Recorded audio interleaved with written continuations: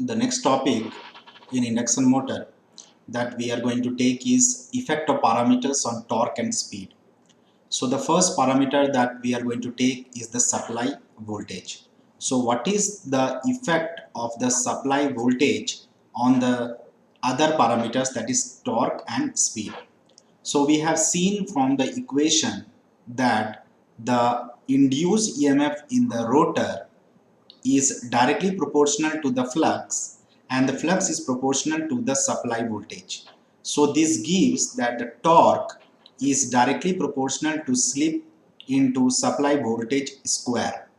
Since square term is there, so even a small change in the voltage will produce a large amount of change in the torque.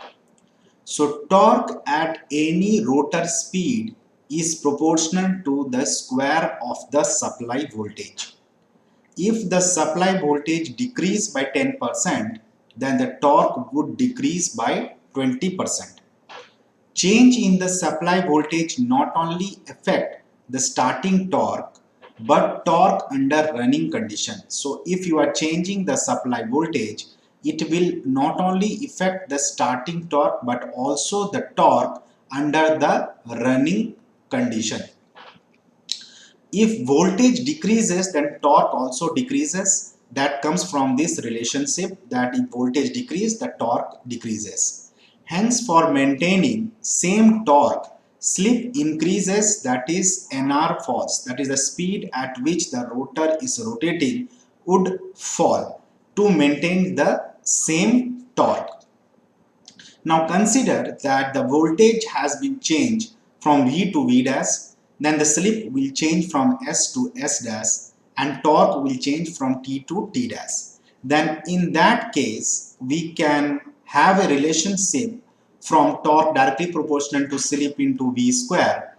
A relationship with two different cases is that torque divided by Ts, T dash is equal to a ratio of slip into V square. This is coming from the first case and this is coming from the second case. So some of the numericals will be solved based on these data.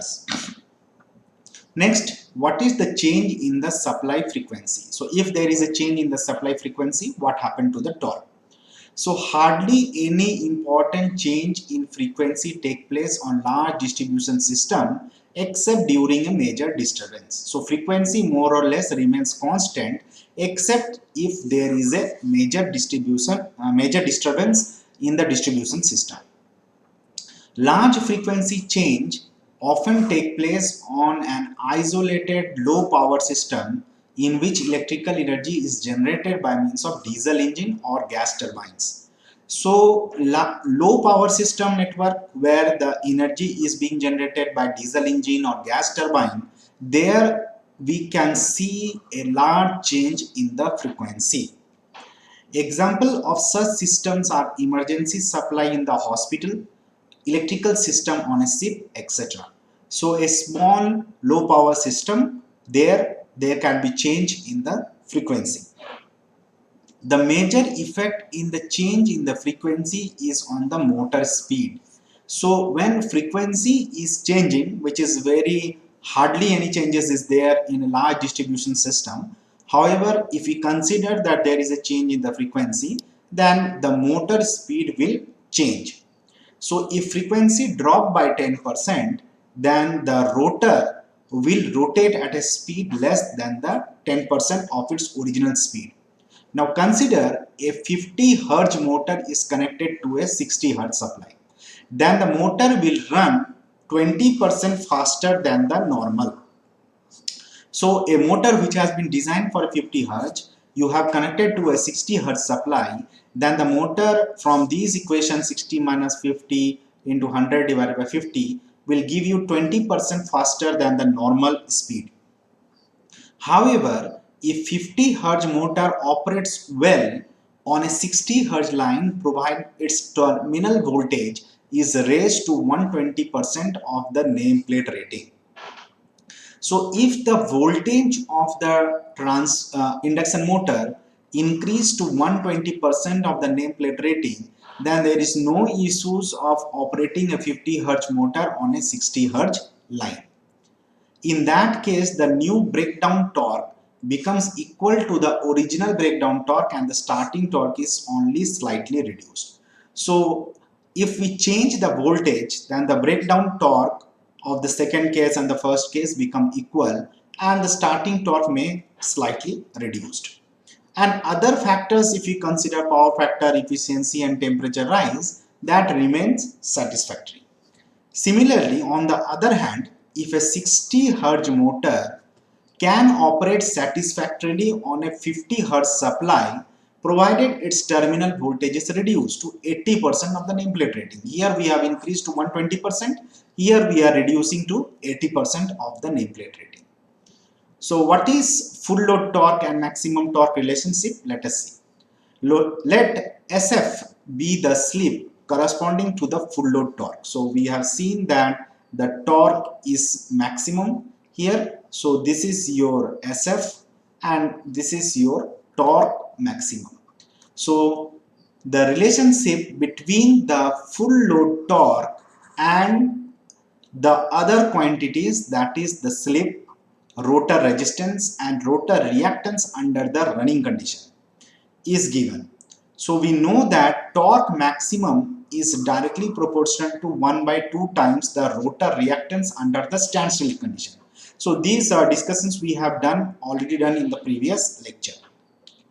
So if we divide the full load torque by the maximum torque and do some calculations, we are getting a relationship between the full load torque and the maximum torque, which is directly dependent on the slip. So if SM is the maximum slip and SF is the full load slip. So the diagram that I have drawn a little bit ahead might have some mistake. Here this is the maximum slip and this one is maximum torque, not SF. SF is basically the full load torque. So the relationship between TF by Tmax is equal to 2 SM SF by SM square plus SF square.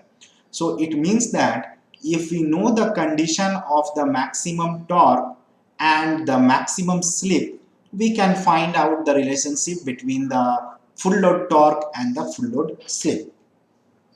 So in general, after knowing this relationship, we can easily find out that operating torque at any slip. So here we can see TS, that is the torque at any slip, divided by the maximum torque is equal to this relationship.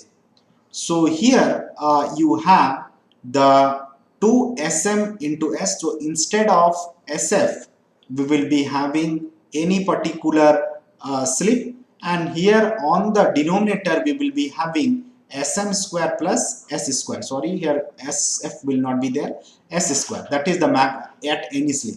So operating torque at any slip divided by the maximum torque relationship will be 2 times the maximum torque slip multiplied with the S, that is the slip at which the normal torque is there, divided by SM square plus the slip square, at which we have to calculate the operating torque.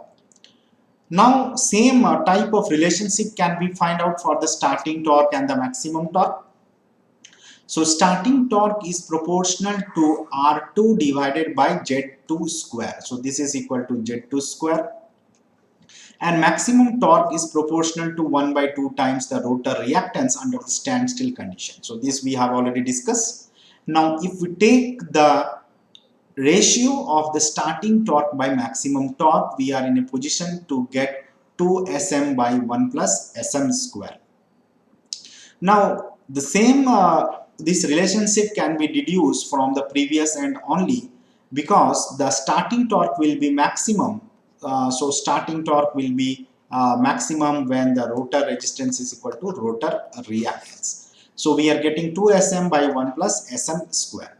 So in this way, having known one of the condition, the other torque condition can be easily calculated, provided we know one condition and other condition is to be deduced. Like suppose you have been given the starting torque, you need to find the maximum torque. You have been given the full load torque, or you need to calculate the torque at any particular slip you can deduce by knowing these two formulas.